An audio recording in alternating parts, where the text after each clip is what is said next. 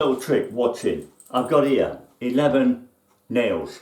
11 standard, flat-headed, no magic to them, nails. Very standard, tight nails.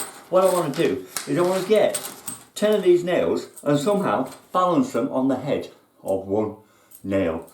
So if I get one nail coming in close, watch this. I get one nail and I put a piece of wood, standard piece of wood, and I nail it into the piece of wood. Yeah, make sure it's not going to anywhere.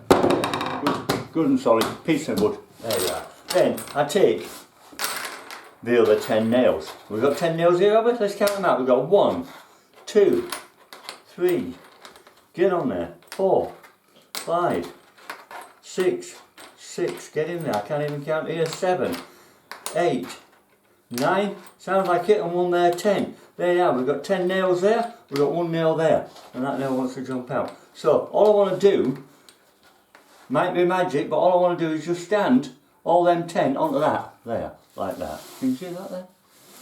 Perfect, isn't it? And hey, do you know what? It'll even turn.